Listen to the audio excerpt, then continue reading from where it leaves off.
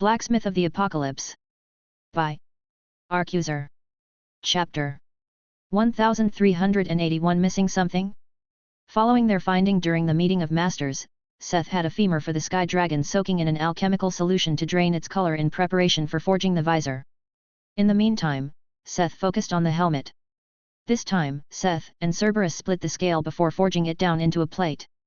This was because only half a scale was needed for a helmet. This way, they would have a second half affected by the forging ballad of the helmet. Don't bother keeping up with me. Burning the candle at both ends won't help, it's true. You know the writings on the wall. Why do you ride to take a fall? The text almost sounded like it was well meant, if voice of Seth didn't make it clear that it was condescending. As the blacksmith and the golem started swinging their hammers, a rather soothing melody started rising in the workshop, played by Ounce, the demon lyre. Seth had not actually come across this himself, it was Ounce who suggested it to him. This was a song he had created when the demon was still alive. Slow down, you're moving way too fast. Slow down, you know you'll never last. Slow down, your haste is making waste. Slow down, and join the human waste. Yeah, the upbeat tone almost hid the ill meaning. According to the lyre, the song called upon the primordial power of sloth and granted a toggle skill to the item it was used on. This meant the user could turn it off and on depending on the situation. When using it, it created a field surrounding the wearer that would slow the enemies surrounding them. It was not something elaborate like a time-slowing field one would see in science fiction. No, it was a sloth field, as expected of a ballad drawing power from a deadly sin. Attackers were not forced to become slower by their surroundings, but were affected by the sin of sloth invading their minds when in the vicinity of the user. Unless they had formidable willpower and mental resistance, their own bodies would start resisting fast and complicated moves. Not just their body would become slower, but even their thinking would become lazy. In that way, it was similar to Seth's ballad in the fight with Nadina, urging, almost forcing the enemy to make choices and moves that benefited him. The only drawback of this ballad was that the skill was supposed to be very costly when activated. However, Seth already had a solution for that. He intended to use one of the massive souls he refined from the dragon newt souls to carry the enormous cost and allow Phaenis to use the skill for extended periods of time. I tried to tell you time and time again. You know you'll have to pay the consequence. Now you're obsessed with such a pace, but still so slow and without grace. With the help of the golem, the bassinet quickly gained its basic shape. Despite making the helmet from a single sheet, Seth could soon turn to working out the finer shape and details before planishing the whole piece. When there was not much more to do than shine and polish the base helmet, they set it aside, and the blacksmith pulled the bone from the vat of chemicals, still singing. The dragon femur had turned perfectly clear, and the blacksmith could see the inside, where some dried blood and bone marrow remained. Seth was quite surprised to find the dragon bones to be as porous, or even more porous, than the normal bones he had worked with in the past. A lot of compacting and reinforcement would be necessary to make a proper visor out of it. But before he started working the bone with Karen's obel, he used the ravenous sog to split the bone in half. Then he picked up a scraping knife and got rid of anything on the inside that had not become translucent.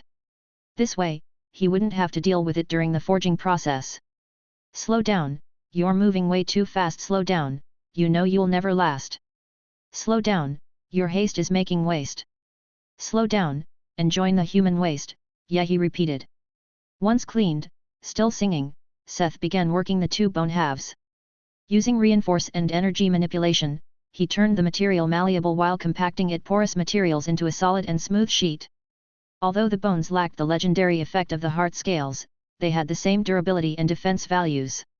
They came with an innate impact resistance, probably to mitigate the force when a massive dragon landed, so there was at least some more merit to them than just being a clear material. Each half became a thin, clear sheet of bone as he worked out the last impurities. When the two bones had become satiated with his magic power, he was able to fuse them into one sheet and finally start shaping the visor. The design was deliberately simple. It started with a smooth transition from the helmet to the visor. The eye area was featureless, without indications of eyes. The visor also lacked any holes for sight or breathing, resembling a biker helmet in that regard. At first, Seth had intended to include flutes, which would have made the helmet look like an eyeless, stylized skull. However, the smooth visor, which only had the proportions of a human face, but no features at all, had a somehow disquieting effect Seth liked. Especially once it had a mirror finish came in, it would have an inhuman, almost uncanny effect. Most importantly, despite reflecting a distorted image of the surroundings, the mannequin-like visor would be a completely blank canvas for Phaena's powers of fear to draw on. Overall, it ended up with less of a traditional knight helmet design and more of a cyber warrior vibe. Especially once Seth continued with the final step. Happy with its current shape, he misted it with an alchemical solution made of mithril on the outside of the visor, giving it a bright mirror finish. Doing so carefully, he managed to turn the visor into a one-way mirror, bright silver on the outside and clear from the inside. The visor had slightly darkened because of the demonic ballad and the coating, but the view was clear. The slight darkness could be further offset by night vision skills or effects. Slow down. Slow down, the song finally waned as Seth attached the visor to the helmet and made some last adjustments to finish his take on the bassinet. Fitting with the colors of the quizzes, the final helmet was royal blue with a silver visor. Lastly, Seth added a modest aventail made of adamantium to the rim of the helmet, shifting it slightly back to the time period he preferred. Although adamantium was a legendary material, its feature was its incredible durability, so it wouldn't get in the way of other magic effects. With that, it was time to get Phaena involved again, to see whether it fit her taste. One thing was clear, although the colors matched, the helmet was much less adorned with decorations than the quizzes. He didn't really need her to see if it fit, because the helmet was already made with a suspension liner in mind. There was more than enough space inside for a head. Seth had started forging after breakfast, and it was late morning when he contacted the Chosen of Phobos. He had expected her to be training in the morning, but she actually answered his call from Nadal's workshop. She had actually gone to visit the tailor to watch her boots being made. "I'm coming over right away," her voice sounded from the communication orb. The tailor workshop wasn't far away, but Phaena actually appeared with the teleport function of the tower, after Seth gave permission for her to enter his workshop that way. "Here, have a look," the blacksmith said and handed her the helmet to get her opinion. "Wow, it's really clear from the inside," she exclaimed, plopping it directly on her head. She proceeded to play around with the visor for a little while before turning the helmet in her hand to get a better look at the outside. "I like it a lot, it feels smooth and modern, but I feel like it is missing something," she mumbled. It was missing something? Chapter 1382 Right. That thing. It's missing something, the blacksmith asked. In his opinion, it was a perfectly fine helmet, however, Seth was more of a fan of practicality, so his works rarely stepped into the realm of art and great creativity unless he had a certain inspiration. "Right, it's smooth. I like that, but on the other hand, it is too smooth. It needs something to offset that something like." Phaena herself didn't quite seem to know what she was looking for, as she was grasping for the right words. Suddenly, her eyes widened. "Right. That thing. What is that thing called when hair or feathers stick up from a helmet?" she suddenly asked, not knowing the right terminology. "A plume? You mean we should add a plume to the helmet?" Seth asked, intrigued. A plume was an interesting idea. The blacksmith had yet to make a helmet with a plume. Plumes were usually purely for decorative purposes or meant in the context of a battlefield. They made little sense in the kind of combat they usually engaged in, hence Seth tended to ignore such style elements. "Yeah, a plume. Could we add a plume of white feathers or maybe hair?" she asked, making Seth think. Although he liked practicality, the rule of cool was a concept he never dared to ignore. A slim knight in royal blue plate armor with silver decorations and a bright white plume, that would soar behind them as they charged at incredible speeds? That sounded pretty cool. I like the idea. I like it a lot, but what feather would we use for it? The craftsman asked the important question, stumping the bandit. This was a legendary helmet, part of a legendary set, they couldn't just plop just any white feather on it. Normal materials would be unable to keep up with it. Right, obviously it would have to fit in with the armor, I didn't think of that, Phaena said pooped. Don't worry, let's go look at what we have in storage, he suggested. Although Seth could access a catalog of materials thanks to Eyes of the Maestro, he didn't have all of that in his head, and the catalog had no option to sort materials by color. To begin with, what they were looking for wasn't a material Seth usually worked with. Hair and feathers were more of a tailor or even alchemy material. This was why Seth suggested descending into the cellar of Mina's March. This was not originally part of the magic tower. Just like the blacksmith workshops, they had dug out the storage rooms themselves. Since the field teams and the Oath Guard had to grind to get levels, there was a constant intake of materials, but much fewer people to process them. So they piled up in the ever-growing storage area. In this place, they stored all the materials above the uncommon rating that were harvested during hunts and dungeon runs, no matter whether they were currently needed or not. Well, especially because they were not specifically needed at the time. For the other members of their crafting division, it was quite common to come down here and look for fitting materials to make items. Seth had little use for most of the things that were stashed down here. If he needed something, it often made more sense to take it directly from the auction house. At most, he would sometimes come down to look for epic-rated leathers. "We are looking for white feathers or strands of hair to make a plume for a helmet," Seth explained to Felith, their storage manager. He didn't specify the rating, as there was nothing below rare in the storage, which would suffice as decoration. Technically, the Tower Ego took over the actual management and storage, but the old man was one of Lena's people and possessed the skill appraisal, max. He was a great help when trying to find materials for a specific purpose. White feathers and hair should mostly be in the miscellaneous section. "I don't remember any of those going to the alchemy section," Felith said after a moment of thought. The miscellaneous rooms were used for materials that could either be used by various crafting classes or had no immediate relation to any. The slightly rotund elder led them down the hallway and a set of stairs to a single room with a sign reading miscellaneous pasted to the door. There were a few, but Felith brought them here based on his unerring memory. "There should be a few in here," he said, and the three started to look around. The room had roughly 50 square meters and was filled with shelves that held storage crates. This was how most materials were stored. Searching with 3 people, Felith was the first to find a box with a big, bushy feather that belonged to a flightless bird like an ostrich. They were rated rare and had the ability to lessen the burden. "I think we should see what other options there are first," the brigand said after taking a look. Although they would have made for a great plume, Phaeanus didn't seem happy with them and asked to keep searching. Seth found the next 2 candidates. The first was a collection of straight, pure white feathers that were immediately rejected. The second were the locks of a sheep monster, but those were not to her taste either. Although Phaeanus couldn't say what it was, she seemed to be looking for something specific. "Oh, how about this? These are the epic tail hair of a male hippogriff. I think their usual use would be for instrument bows," Felith suddenly exclaimed, putting a small, elongated box onto a table at the entrance. Inside was a bundle, practically a whole horse or hippogriff tail, of grey hair with a silver sheen. At first Phaeanus' eyes shone when she heard it, but they dimmed when she saw the color. She seemed disappointed. Was she looking to put a ponytail on the helmet? They have a nice glow, but they are a little dark," she mumbled and lifted some strands to take a closer look. The moment she touched them, the bundle was suddenly enveloped in a sickly glow, turning a pale grey within a second. Phaeanus jumped back in surprise, Seth gasped, but the most surprised of them all was Felith, who stumbled back and actually fell on his ass at the sight. "Felith, are you okay? What happened?" Seth asked, seeing the old man still staring at the table in shock, as he helped him up. "The hair, it just turned legendary," he exclaimed, prompting Seth to give the hair a probing glance. He was a craftsman in sewing and instrument making, so he was able to appraise legendary materials as either, using his eyes of the maestro. Tail of Phobos, crafting material. Special.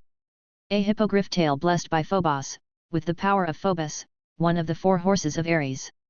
Doubles all fear-based effects and increases flight speed. Carries the effect aura of panic. No wonder Felith had keeled over in surprise. He had witnessed an item being blessed live and was the first to understand what happened. Her god had not forgotten Phaeanus after all. Although it was only small, Phobos had actually created a legendary material for his champion. Maybe he had even guided her hands to look for something of this nature to have it blessed? "I guess this seals the deal, hey," the blacksmith announced the end of their excursion, since they obviously had their plume for the helmet. "Yeah, I guess you are right," Phaeanus agreed, finally finding her voice again. Although she couldn't appraise the material, she probably knew best what had just happened and how. With the material in hand, they returned to the workshop to finish the body of the helmet. Chapter 1383 as foreseen. Back in the workshop, they talked about how and where to attack the newly acquired materials. Seth couldn't treat the hair as just decorations, as the bundle was its own legendary material and would also be included in the soul-forged copy. As such, they had to be properly secured to the helmet, using the heart scale material. The question was how. Since Phaenis was the chosen of an Olympian god, a plumage like that of hoplite helmets seemed natural. However, this was a bassinet and not a hoplite helmet, making a white brush on the head unfitting. The typical plume of a bassinet, however, would have been a crest of feathers sticking up from the top or the back of the helmet.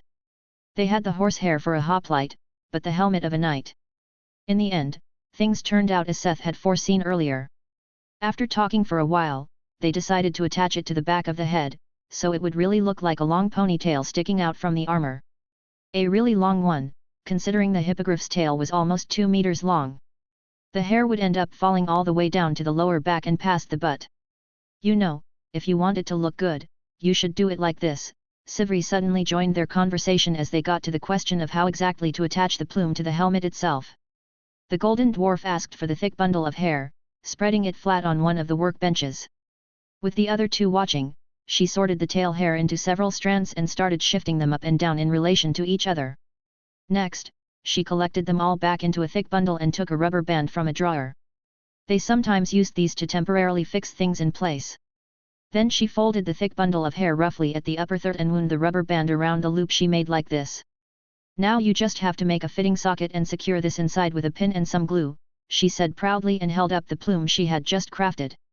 It was a very easy process, but the result was convincing. At the front, the hair was a little shorter and stood up straight, before falling to the back in a smooth cascade. It definitely resembled a plumage made with bushy feathers, as one would expect from a knight's helmet, but used the hippogriff tail to create the effect. Great work, this looks really good. Seth praised, surprised. Phaenis, too, was beaming at the result of Sivri's quick crafting.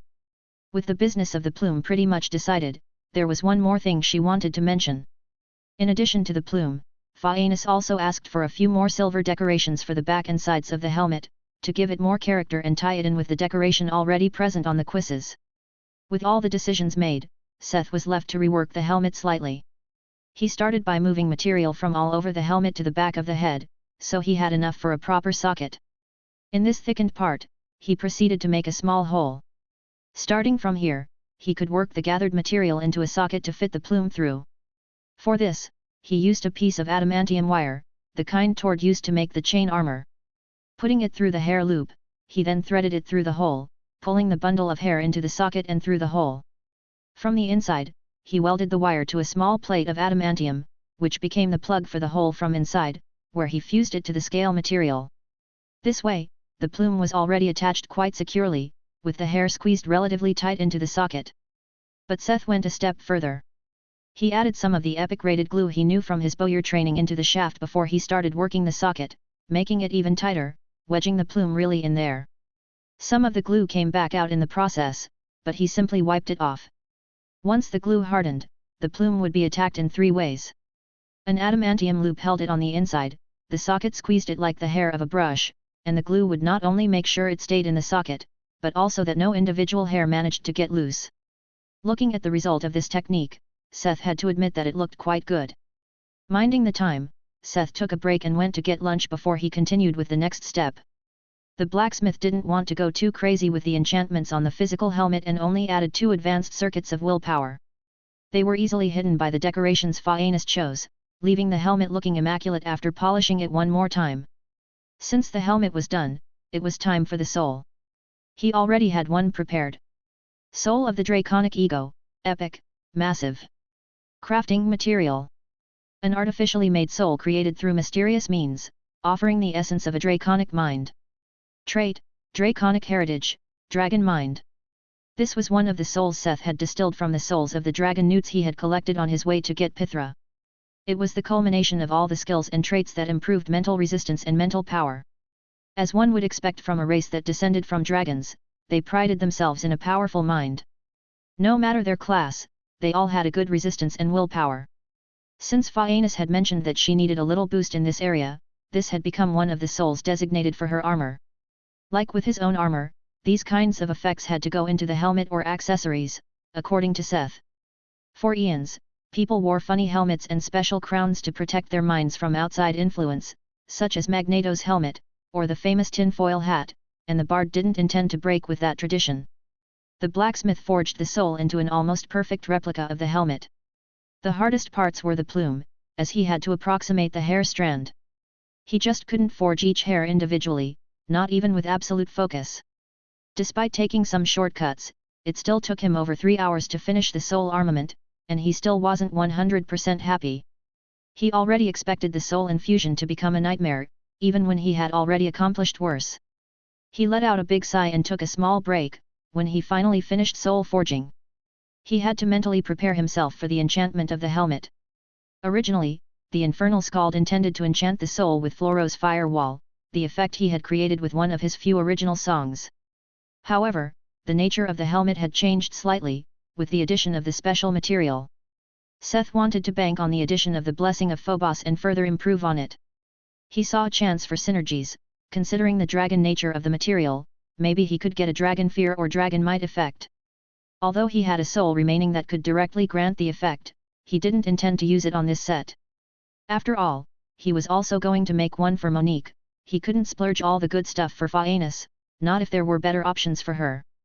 As such, the poem he chose to etch into the soul helmet was called Trumpets of Person, written by a demon called Carnix, describing the descent of a lion-like demon. Dipping his brush into the acid, Seth recounted the first paragraph of the piece. Here, so that you may see. I am the prince of the army of the Lord. Pick up your weapons, for the battlefield you stand on is holy. The brush moves along the curves of the incorporeal helmet, leaving demonic runes written in acid in its wake. Pictures of a grand battlefield were conjured in his mind as he recited the poem. Trumpets sound and the people scream. Tubas sound and tremor the battlefield. Trumpets sound and the people scream. Tubas sound and terrorize the world, he wrote as the noise of battle filled his mind. Seth could tell that channeling worked, as he could feel the influence of the proprietor of the piece strengthen and pressure him, as he kept etching the poem into the helmet. Each rune started to ooze a dark crimson aura as power started flowing inside. And then, when I step on the battlefield, great armies will fall and everything will become ashes. For I will burn it all. Hear the trumpets of wrath. Hear the trumpets of person. Hear, so that you may see. Chapter 1384 Helmet of Phobos. It was getting late, but Seth wanted to finish the helmet before getting off work. Immediately after finishing the etchings on the soul helmet, he began infusing it into the physical helmet.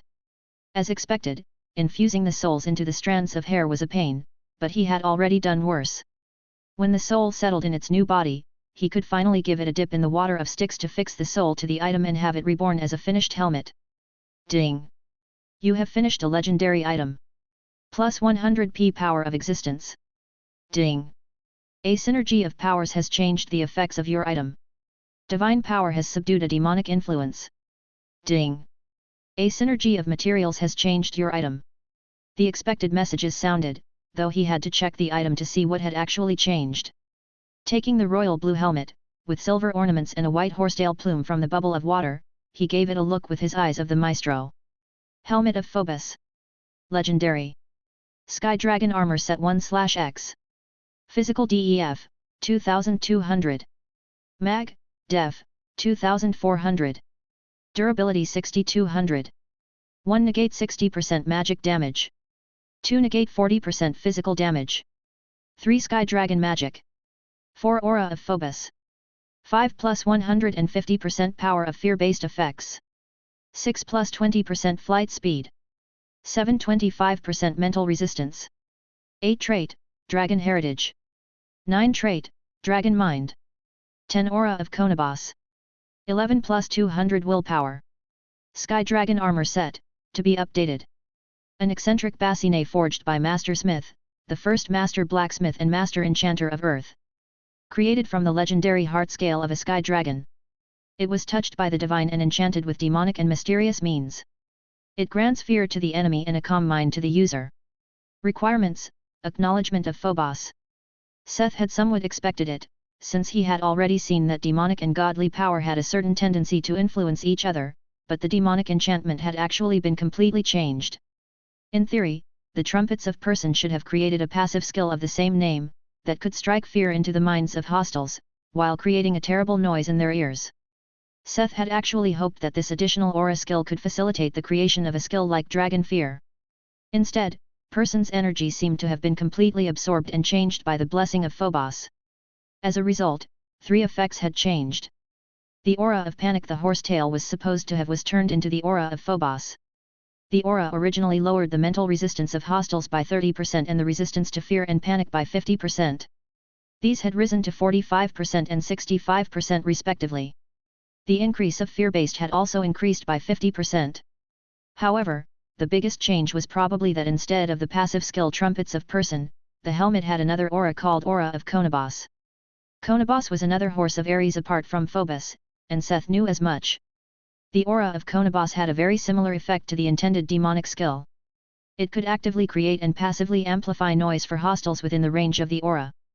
The chance to be affected by the status ailments noise, fear, confusion, and disorientation were raised by 25% for hostiles. Like the aura of Phobos, the maximum range depended on the user's willpower, while its active strength could be strengthened by mental power. Depending on Phaena's mental power, she might be able to use it to blow out someone's eardrums with just the aura's active effect. There was one more change, as the higher trait draconic heritage of the soul had turned into dragon heritage thanks to its fusion with the sky dragon material. It was the same trait the climatic gloves held, which raised defense multipliers and mana multipliers slightly. Coming from the soul were also 25% resistance to mental effects granted to the user, as well as the trait dragon mind, which was the result of distilling the dragon newt souls. The trait raised mental power by 55%, improved the multiplier for mental power per willpower by 0.6. It also improved mental resistance by 27%. With just these two, someone with no mental resistance at all would instantly gain 30% resistance, which was not bad. Considering Phaenis and the other stats, she would become close or outright immune, Seth guessed. Finally, the blacksmith sewed in the suspension liner one of Nadal's disciples had prepared.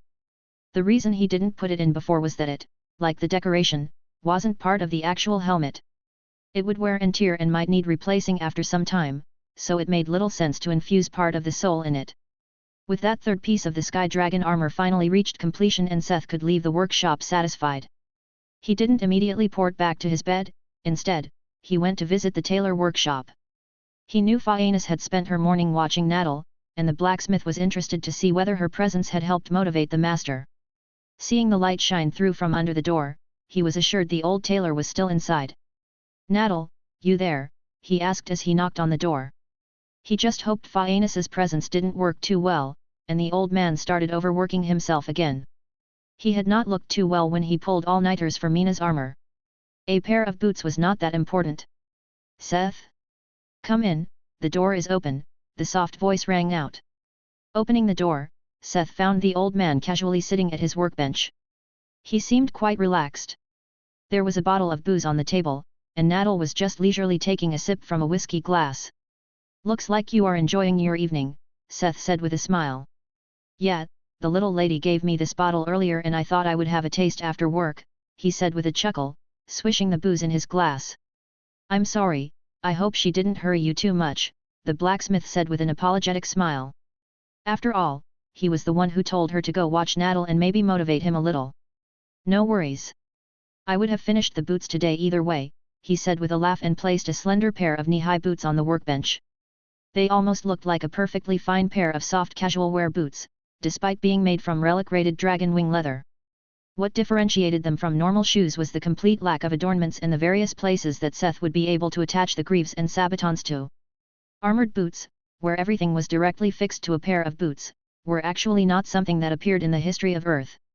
It was a piece of armor people came up with because of the system. The system only had one slot for boots. Since a player could directly equip a pair of boots, instead of having to physically put them on, the boots had fused with the armor pieces usually worn separately. Sky Dragon Wing Leather Boot, left. Relic. Sky Dragon Wing Boots set 1/2. Physical DEF, 1200. Mag, Def, 1000. Durability 3400. 1 plus 40% flight speed. 2 plus 20% power of movement skills. 3 soft soles. 4 supported ankles. Sky Dragon Wing Boots set. Plus 10% movement speed. Plus 5%. One of a fine pair of boots fashioned from high-quality Sky Dragon Wing leather by Master Fadley. Impeccable craftsmanship has bestowed several additional effects on the shoe. Flight speed again? With the 2 boots and the helmet, Phaenis would double her flight speed, if she could fly. Although the first option stumped him a little, Seth was quite happy with the remaining effects. An additional 40% power for movement skills was massive, just considering the already finished pieces. Soft solace and supported ankles were the same. The first raised movement speed by 20%, while the other raised the power of a jump by 10%. The whole set raised movement speed by 50% and jumping by 25%. This was just the effects of the material and good craftsmanship. Seth's work and enchantments would be added on top of this foundation. He had been quite satisfied with the helmet, but maybe the boots would end up the most powerful piece of the set. Chapter 1385 Fastest Members.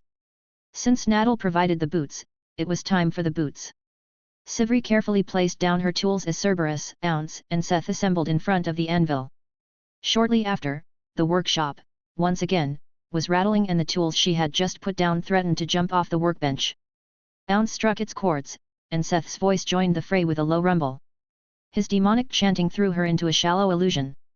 In front of her, she found a dirty black river that promised escape from the surrounding darkness. I beckoned for affection, but she stepped forward to follow. It was an untouchable darkness, and she dove into a completely different world, like a distorted dream. She fell into a mouth of madness.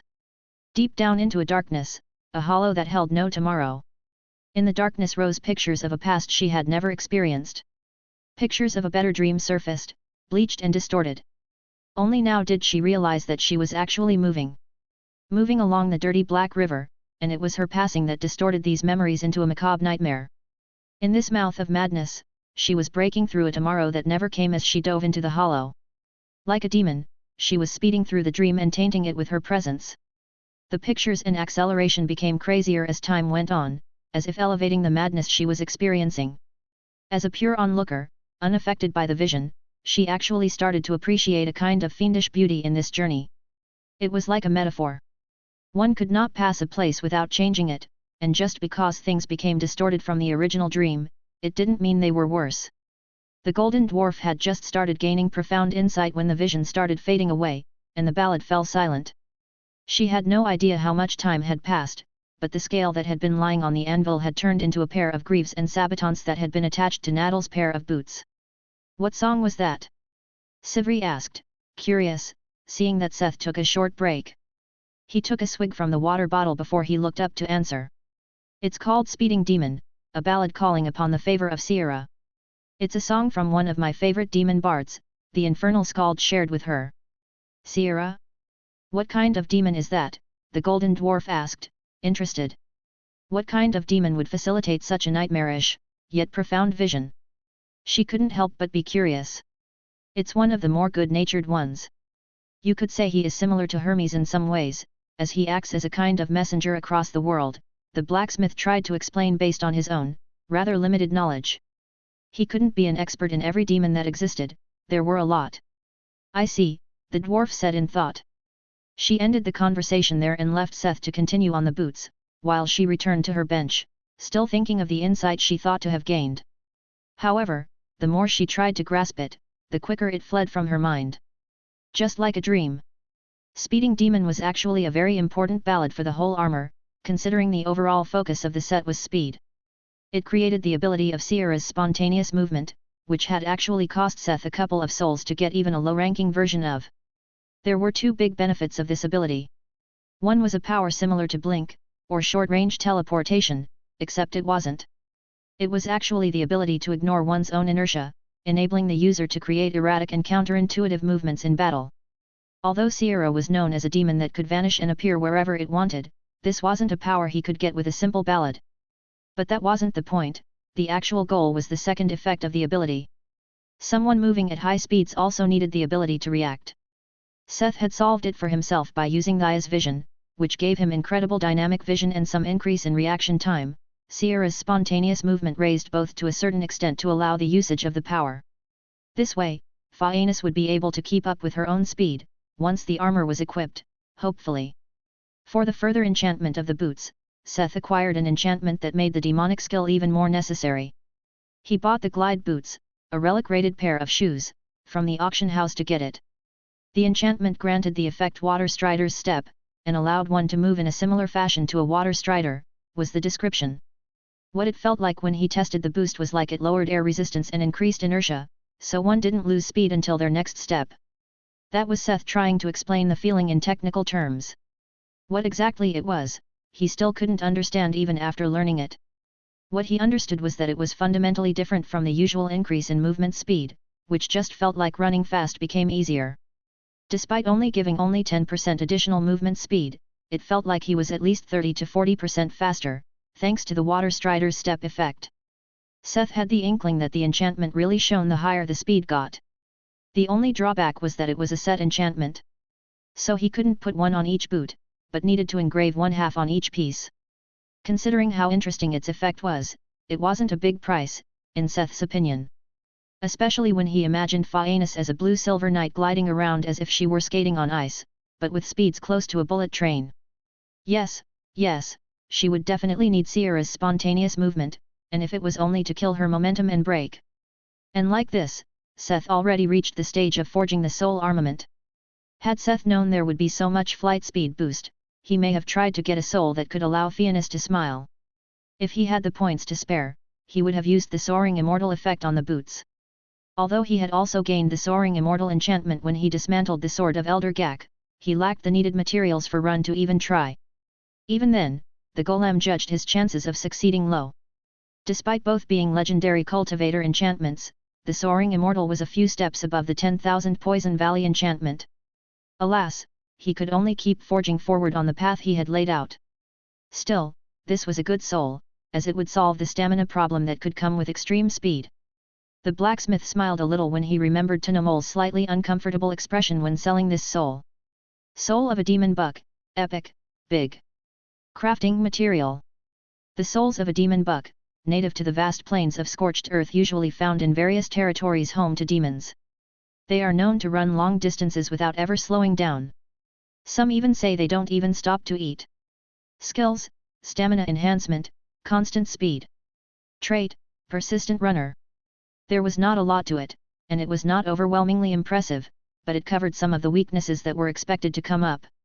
They all came as passive effects that raised stamina and lowered the energy needed to move. No matter how far the goal or how steep the mountain, Phaenis would become the little engine that could. And to go even further and tie in with the water strider's step, Seth engraved the soul boot with Olympian levity once they were finished. As the name implied, the enchantment made one feel lighter, by increasing strength, agility, and speed multipliers to a certain extent. Seth was sure this would be enough to help Phaenis become one of the fastest members of Mina's march. Chapter 1386 Sky Dragon Loafers. Following the procedure, the boots took a bath in the waters of Styx. Once several notifications sounded, they left the bubble again, completely dry. Despite not trying this time, there had been a synergy on the boots, one Seth would not have expected. Sky Dragon Loafers, left. Legendary. Sky Dragon Claw set 1/2. Sky Dragon Armor set 1/X. Physical DEF, 2000. Mag, Def, 2200. Durability 6200. 1 negate 60% magic damage. 2 negate 40% physical damage. 3 Sky Dragon Magic. 4 plus 40% flight speed. 5 plus 30% power of movement skills.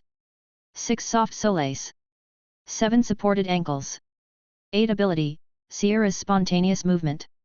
Sky Dragon Claw set 2/2. 1 Olympian Stride. 2 Passive Skill, Stamina Enhancement. 3 Passive Skill, Constant Speed. 4 Trait, Persistent Runner. Sky Dragon Armor set, to be updated. One of 2 boots forged by Master Smith, the first Master Blacksmith and Master Enchanter of Earth, in cooperation with Master Fadley. Using the legendary scale and wing leather of a dragon, they are phenomenal boots, further enhanced by their terrifying enchantments. To be worn at your own discretion. It seemed that Water Strider's step and Olympian levity had reacted with each other, creating the Olympian stride effect that was added to the set effect, instead of either of the mentioned effects. As one would expect from an effect sharing the name of a pantheon, the description was pompous. Olympian stride, allowed the user to travel with divine steps. Seth had no idea what that would ultimately mean for Phaenis. He couldn't test these boots himself, even if he wanted to. Since they were fitted to Phaenis, they were way too small for the blacksmith, and they were not enchanted with size adjustment. The only other observation he had on the boots was that only one other thing had changed with the completion. The additional movement speed of the boots had risen by another 10%, but that was it. Which didn't mean he was unsatisfied with the boots. They already did quite enough. Seth was sure Phaena's speed worries were completely eradicated with this. Each piece of the Sky Dragon armor improved her mana and magic power. He had also addressed her lack of mental power with the helmet. The last thing Phaena's had asked for was strength, or rather, power. So he would focus on improving Phaena's attack, and even if she was not the biggest fan of it, her defense with the remaining pieces of the armor. What was left to do? Phaena's version of the Sky Dragon armor still lacked gauntlets, pauldrons, and the cuirass. While the arm parts would focus on attack and damage, Seth intended to go for defense on the cuirass. No matter how confident the brigand was in her evasion, there was always a possibility of getting hit. At least anything important apart from the head would be protected that way. Since the boots were finished so far, he called the person in question to choose decorations and try them on. Despite the rather late hour, Phaenis appeared in the workshop, soon after he gave her a call. "I don't know if I mentioned it before, but I really like the dark blue of the scales after they soaked up your music," she praised, inspecting the new armored boots. They knew that the boots themselves fit, since she tried them when Nadal finished them. What was new was the armor attached to them. "I don't think you have, but I'm glad you like the color," the blacksmith answered, proud to see his work appreciated. Apart from the fun it was to create something, seeing the person you made it for receive and appreciate your work was a major part of why he developed a passion for his class. They talked for a while and chose a set of ornaments and the placements where Seth would attach them to the boots, which he did right after. Attaching the pressed silver was quicker than the planning that went into it. "All right, let's test them," Seth suggested, interested in the Olympian stride effect. Only Phaenis, or someone of her shoe size, could have tested it right away. She agreed and they warped outside the tower, right at the front gate. It was already dark outside, and a cold wind blew across the snow-covered mountains, illuminated by the almost full moon in the clear sky above. Neither of them was bothered by the darkness, as they had night vision or a similar item effect. The two had come out here, judging that the empty mountains were wide enough for a little test run with the boots. The chosen of Phobos received her new footwear and immediately equipped them. "All right, I'm ready," she said, about to rush off, but the blacksmith stopped her. "Please wear your full armor before you set off," he cautioned her. The blacksmith had no idea exactly how fast Phaenis was and how great the effects of just the boots would be, but he had a certain premonition that it was better for her to wear safety gear. "Fine, fine. Happy?" she asked, after she equipped the rest of her personal armor. Phaenis had long since graduated from the Oath set, which the Oath Guard wore, and put together her own gear made of epic and relic-rated gear either made for her or bought from the guild vault. Although it was not a custom armor made from scratch for her, it was a good amalgamation of various parts that worked well together. With that, Seth gave her his okay, and Phaenis suddenly vanished in a cloud of disturbed snow. If it wasn't for his sight of the necklace, it would have been hard to keep up with her speed. Right now, the only reason he lost her was the massive storm of snow she kicked up as she ran at breakneck speed. Was she running? His suspicions were confirmed when Phaenis failed to stop at a cliff in the far distance and simply kept striding through the air. When seen with the dynamic vision of Thia's vision, it didn't seem like running and more like ice skating. Every step was not only quick, but it took her a great distance forward, making it look like she was simply gliding across a surface, or straight up air in this case. When she realized that she didn't plummet immediately, she became even faster as she slowly descended through the air.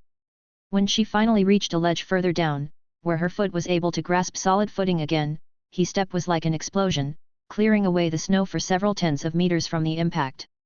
Right there, she had suddenly come to a halt. Lifting her helmet, she looked back toward the blacksmith with a crazed look on her face. She had yet to test all the functions, but she was already completely hooked by just the power of the boots.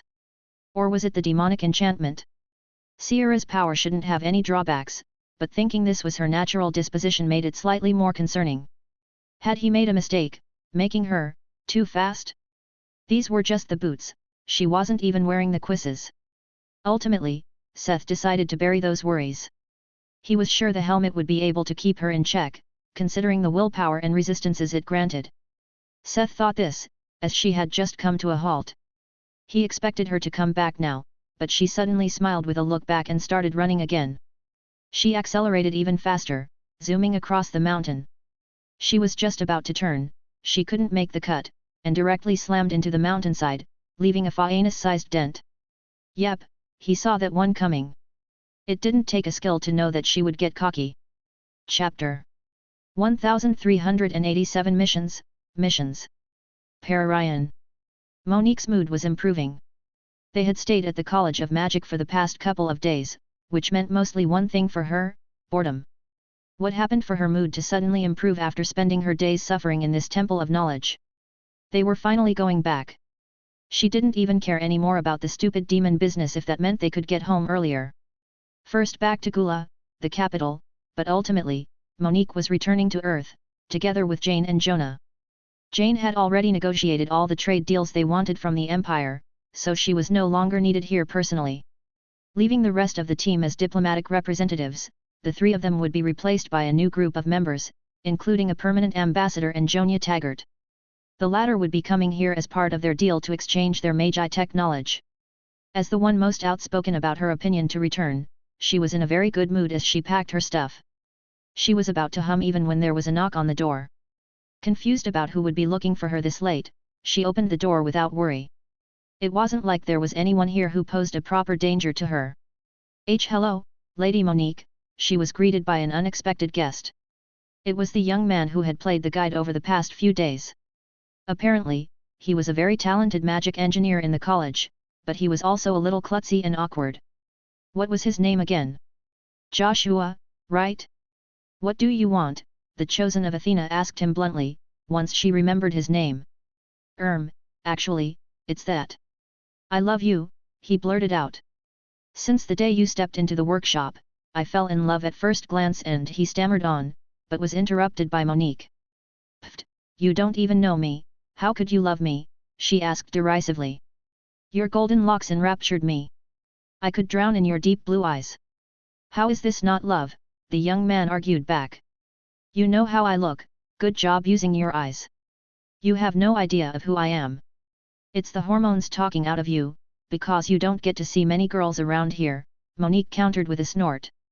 They can spend some time traveling the towers, and she only said the truth when she said that female researchers and students were quite rare in this place. At least she had not seen many. That's why I would like to learn more about you.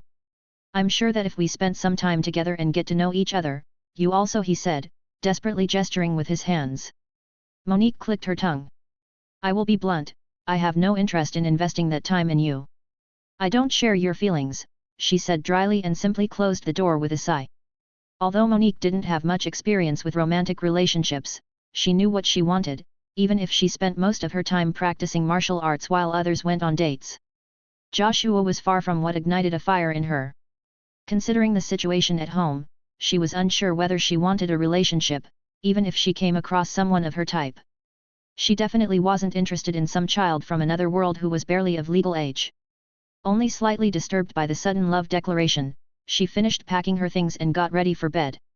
In her dreams, there was another unexpected visitor. Even more unexpected than a surprise admirer. Monique, she said, sitting on a throne of marble, looking down at the tiny Monique who had suddenly appeared in a gigantic pantheon. Coal braziers were shining their ominous, flickering light, illuminating the giant-seated lady from below. Athena. Sea of trees. Oh, wow! Jess exclaimed. Reinforcements had arrived. Joining Allison's team, there was now a team made up of Mina, Finn, Lydia, Archer, Azul, Dohu, and Ferdinand, as well as Eidolon Mo, 100 Oath Guards, and a contingent of golems, led by 3 named Golem Knights. Apart from the players, Ceres and Puffles had joined the reinforcement at THRES and brought them here. Despite their combined power, they didn't directly set off to face the corruption of the forest. As the flying units, the Parrot of Doom and Nightmare Centipede went off to scout the expanse of the corruption. Once they had better information, they would know the amount of materials needed to set up the seals to stop the corruption from spreading further. Eidolon Mo was here as a convenient teleportation device. He would be able to travel back and forth between their current location and Minas Mar to get said materials. Until then, they were idle until further notice. Finn used the chance to unleash her baby onto the forest. You didn't lie, Jess exclaimed in awe when the behemothling started grazing the forest away. Despite having only hatched a week ago and being technically malnourished, this was a beast the size of a 3-story building, casually snacking on trees. Of course I didn't. My Okjia is the best, the fairy said proudly, as the behemothling was already feasting a wide swath into the green carpet of trees at the foot of the cliff. At this rate, they may have had a road by the time they actually got the chance to set off from their campsite. Look at him go, my poor baby was probably starving before. Finn exclaimed at the sight of the voracious beast swallowing the massive trees in a couple of bites each. Minas only smiled awkwardly. She remembered the behemothling gnawing at the branches of the guardian tree quite well. Calling the amount it ate back then, starving seemed overboard. If anything, it was overeating now. However, she couldn't deny that Okjia had doubled in size since they arrived a day ago. Considering its rapid growth, once it could eat as much as it wanted, maybe the behemothling did starve? But is it really okay for it to waltz through the forest like that? Azul asked. Don't worry, my Okjia is actually really strong already. Although it's only level 60, it can already play tank in the abyss, the fairy bragged about her pet. I wasn't worried for your hippo. Wasn't part of the mission to find herbs and stuff? Won't it be a problem if the vacuum swallows anything green it can suck in its mouth? The chimera corrected the misunderstanding. No need to worry, we already cleaned up the vicinity for anything worth harvesting, Allison answered her as she joined the group, watching Okjia graze. Azul is a meanie, Finn felt her judgment, pouting. My Okjia would never do something wrong. He is such a gentle and kind soul. Sometimes I even, as the fairy prattled on about how her baby was too tame and sweet for the world, the rest watched the scene below in stupor. Okjia had come across an ambush of level 80 treants. It was not a fight, not even a flight. The gentle giant committed a one-sided massacre, as it viciously stomped down all 15 treants, breaking their branches and roots so they couldn't escape as the behemothling ate them alive. I didn't even know treants could scream in pain, Jess mumbled. Or fear, James added. Chapter 1388 Some news. Seth decided to do the cuirass next. He wanted to have it done before he started with the pauldrons, and the gloves were in a similar situation to the boots. Seth was waiting for Nico Booz to make the base gloves for the gauntlets. As such, the blacksmith turned to the heart piece of the set. Although Ti was the biggest piece of the set, using up to 3 scales, it was the one that was the least adventurous. He planned for the cuirass to focus on defense, so it was more of the tried and true enchantments. As Phaenis was fit and more on the petite side, Seth only needed 2.5 scales for the cuirass. 1 for the breastplate, 1 for the backplate, and half for the tassets that would connect to the cuisses and cover the gap at the hip joints. Forging out the scales, the old familiar song of damage reflection was heard again in the workshop. It was Seth's go-to forging ballad, as a 40% damage reflection was always a good effect for an armor piece. Together with the negation effects of the scale material itself, Phaenis would only suffer about 30% of the damage that actually hit her torso. Once the scales were forged to thickness together with Cerberus, he directly transitioned to forging out the breastplate. The blacksmith spoke with Phaenis a little about the design beforehand, and they decided to add the crest of Minas Mar to the chest, as well as add decorative flutes, which made the armor look abstract, conjuring the association of an insect or spider. Seth agreed to it because he had already veered from the blueprint to make the armor look more intimidating. It was less an intimidation by force or strength, as the armor Tord had once gifted him had, and more a disconcerting unease, fitting well with her role as a champion of fear. Being well acquainted with the forging ballad and having gotten used to working with the Sky Dragon heart scales, the process had sped up a lot. Even though these were the biggest pieces of the armor, Seth still managed to finish the pure forging within half a day. After starting early in the morning, Seth was able to put down the forged breastplate, backplate, and tassets at lunchtime. There were only small adjustments to be made before he could assemble them, which he would do after grabbing his meal. Or so he thought. He just changed to casual clothes and was about to leave his workshop when there was a knock on the door. It seemed like someone had only been waiting for the ballad to stop, to get on his nerves. With a sigh, he answered the door. Tower Master, the gopher said with a bow. Lady Lena would like to see you, he said with a bow. Seth sighed again. Business was calling. If Lena had already sent someone instead of trying to call him, it had to be something kind of important. Fine, I'm going to visit her, after lunch, he added with a chuckle and vanished with the power of the tower, reappearing at the kitchen to get some fresh food from Link. If he sat in the cafeteria, the gopher might have found him, so he stayed in the kitchen to eat. You hiding from Lena again? Link asked as he simmered a slab of monster meat. I will go see her after I'm done eating. She had the impeccable talent to send someone the moment I'm starving, Seth complained, stuffing himself with meat and noodles Link had given him. Of course, it didn't happen every time, but it was often enough to complain about it. Isn't that because you only leave the workshop to go eat? Link joked. I guess that could be one of the reasons, the blacksmith acknowledged, finishing his second dish and putting it aside. I already feel reinvigorated. Your food is great as always. Thanks, Link. I'm leaving. The blacksmith thanked the chef for the meal and vanished, reappearing at the door to Lena's office. He could have ported directly inside, but that would have been rude. Instead, he politely knocked on the door and waited for her to answer. Yes. A slightly confused voice came from inside. That was enough for the bard, and he promptly opened the door. The princess jumped a little when the door flew open, but quickly calmed down when she saw it was just Seth. Let's make it quick, I have a half-finished cuirass waiting for me and I was planning to get it mostly done today. The tower master strutted in and sat down opposite of Lena. He wanted to finish this quickly. All right, Arim, okay, Lena started off a little nervous, very untypical of her. I have some news for you and a request for you. Let's start with the news, okay? So. Monique sent a message earlier today, Lena said, and paused. Why did she send a message? Don't tell me something happened, and she returns later. How am I supposed to make her armor if she isn't around? The blacksmith lamented. Of course, he had older measurements of her, but he had wanted to take proper ones before adjusting the blueprint. Well, that is what the message is about. It seems like you won't have to make an armor for Monique, at least not one using the dragon scales, Lena revealed. She sent a message that she had received a revelation from Athena, and you only have to prepare enough epic Olympian silver for an armor. The princess recounted the contents of the message. Wait, what? So Athena is going to bless the Olympian silver for her? Why is that all of a sudden? Seth asked, puzzled. He also knew how rare it usually was for a champion to get any more attention past the blessing. It was a different matter if Monique was a saint, or if Athena was struggling to get her name out there, but neither was the case. I don't know, but it seems to be the case.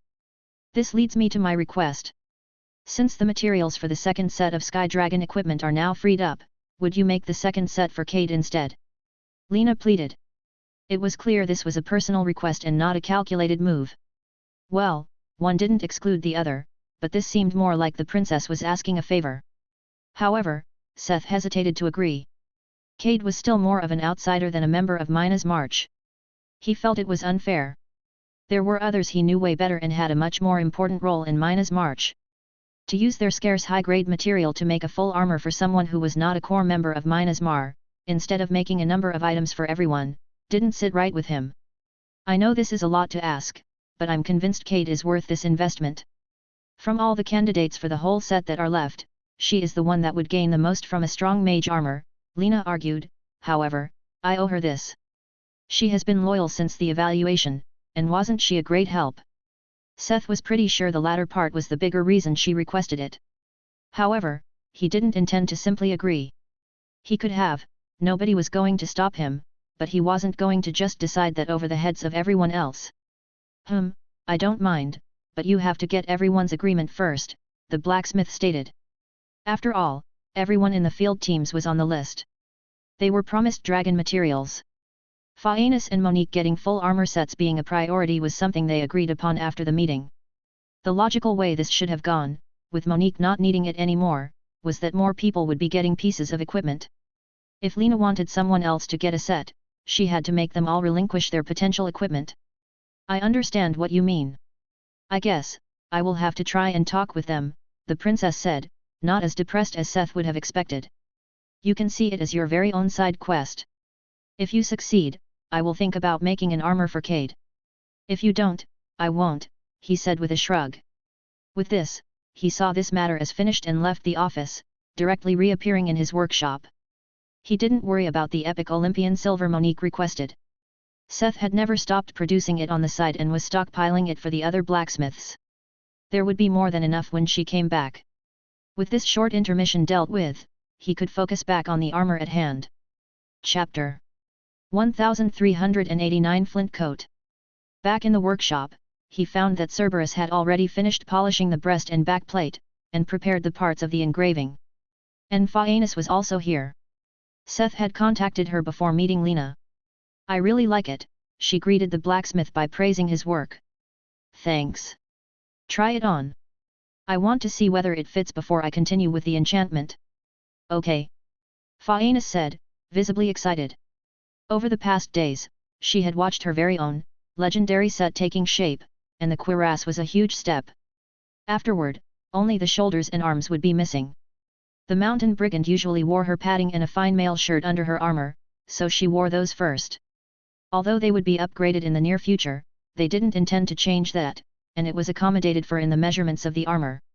"Oh wow, it fits almost as well as the armor that sizes automatically," Phaenis praised. However, the blacksmith squinted. "Almost? Where does it not fit?" He immediately went into craftsman mode and made Phaenis regret her words.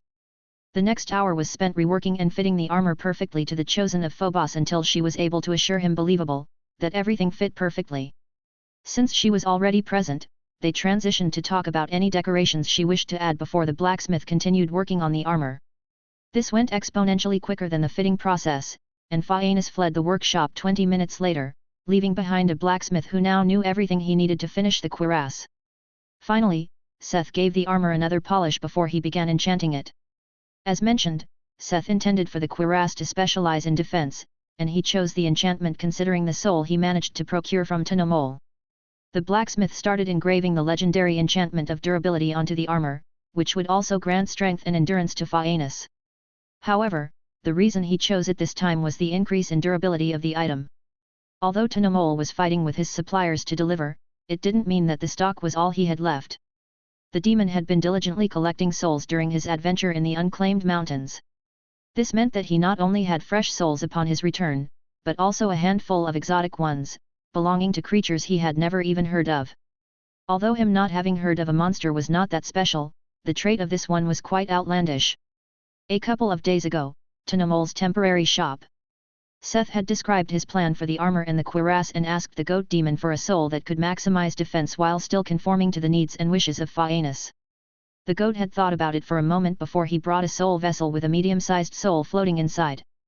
"We met it during the second expedition back to Thres, while escorting a large group of refugees," the demon started explaining.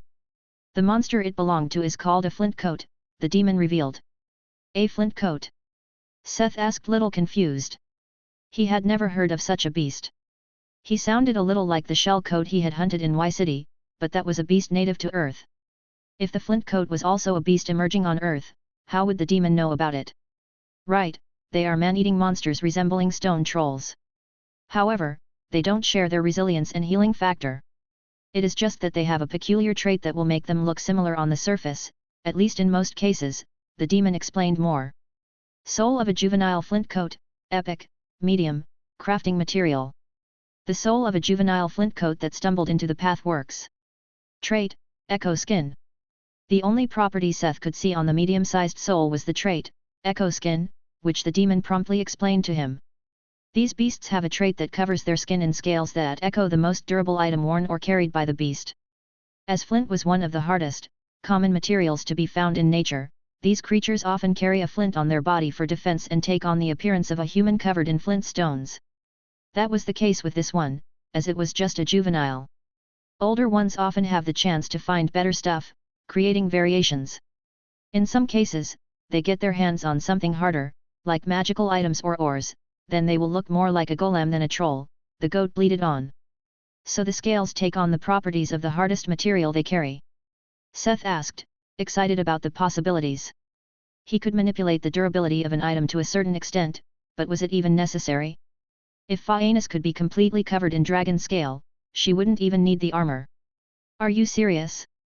If it could copy the effects of any material and cover your whole body in it, do you think I would sell this to you?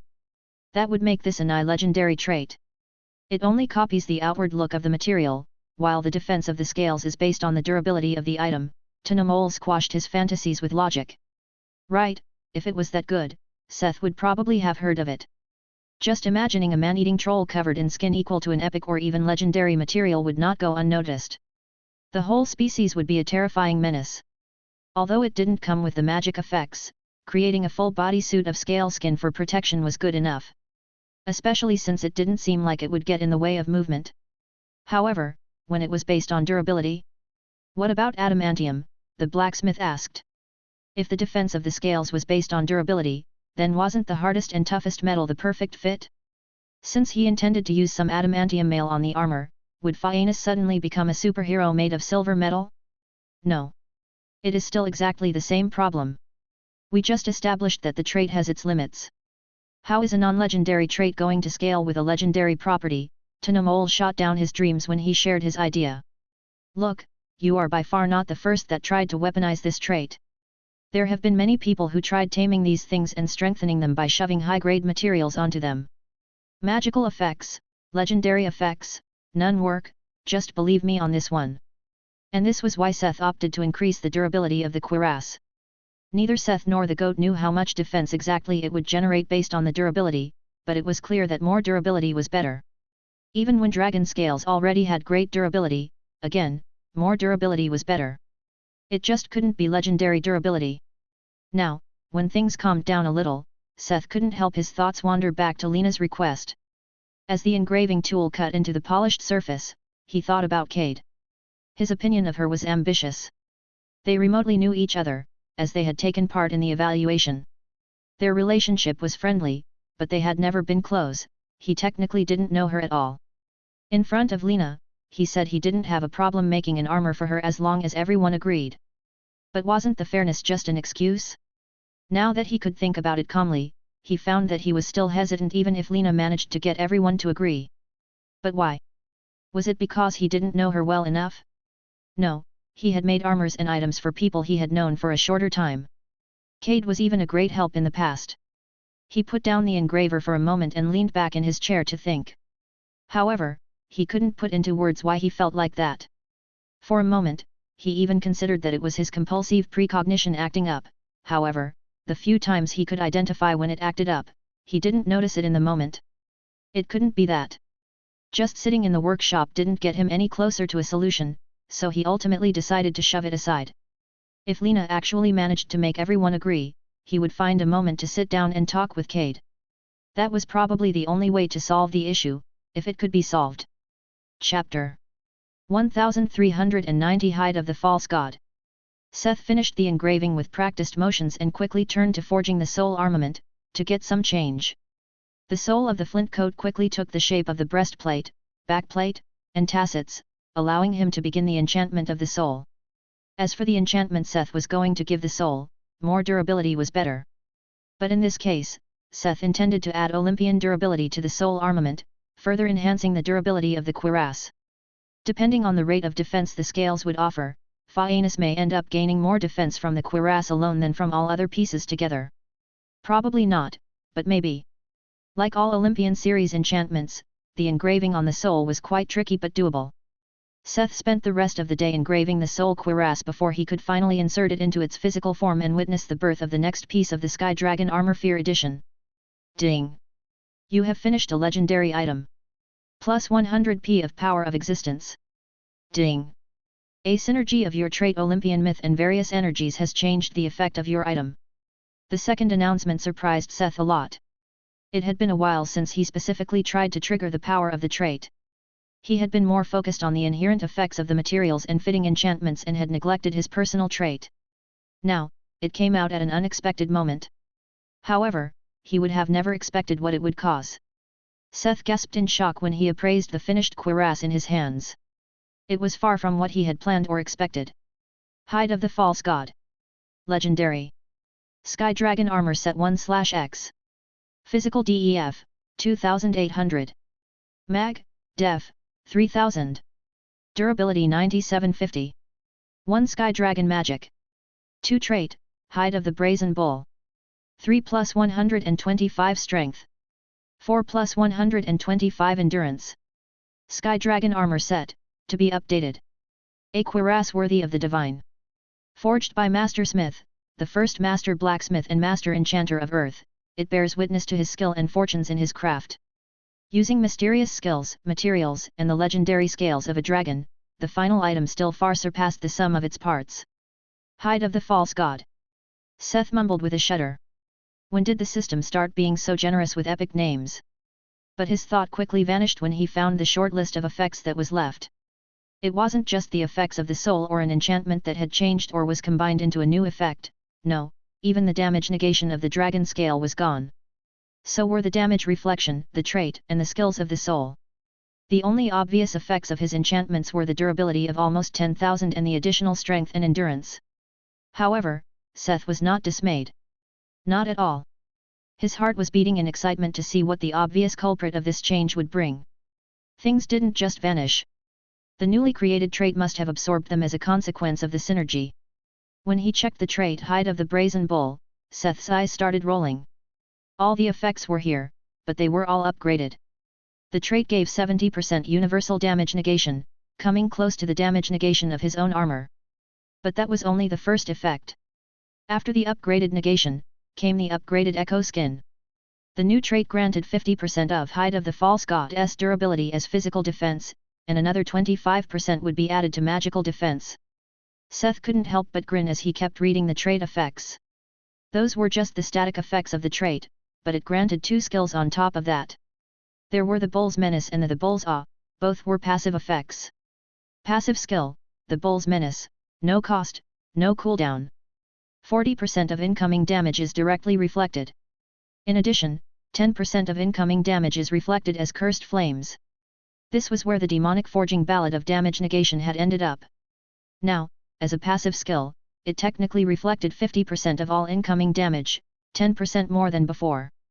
How well the cursed fire worked depended on the opponent, but the blacksmith was still excited. Lastly, there was passive skill, the Bull's Awe, no cost, no cooldown. Bow before your idol and weep in awe. Those of weaker strength suffer 20% vulnerability to mental status effects. Those of weaker willpower suffer 15% vulnerability to mental status effects. Those of weaker defense suffer 10% vulnerability to mental status effects. All conditions stack. All conditions stack, Seth mumbled after reading the skill. Didn't that mean that, if Phaenis had a better strength, willpower, and defense than her opponent, her victim would become almost 50% more vulnerable to her specialty, mental status effects? Not only was the defense power it granted immense, coupled with the helmet, Phaenis would become a fear machine. Wherever she would go, terror and panic would follow her. At this point, shouldn't she just become the chosen of Ares? The sudden appearance of his trait in the synergy came as a real surprise, but not an unwelcome one. Still, the blacksmith wondered what exactly had triggered it all, for the effect to culminate in such a trait and justify a name as grand as Hyde of the false god. He knew Hephaestus had some connection to bronze bulls, but the brazen bull? And why was it the false god? Was it because the dragon scales were of a lower dragon species? Or was it Echo Skin that made it fail to upgrade to something like Divine Hide? At this moment, his curiosity grew to a point that he was tempted to test around with the rare legendary Sky Dragon Heart Scales, just to see if he could trigger it again.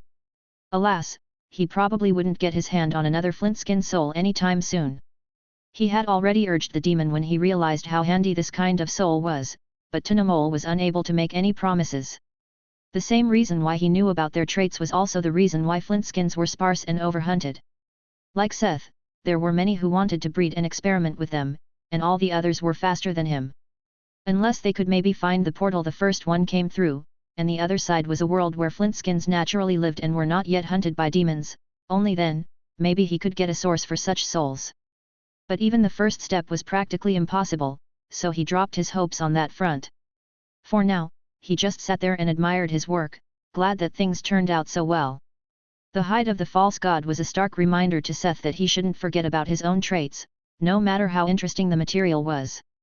His trait, Olympian Myth, had always lent itself to powerful and interesting mutations, and it didn't disappoint this time either.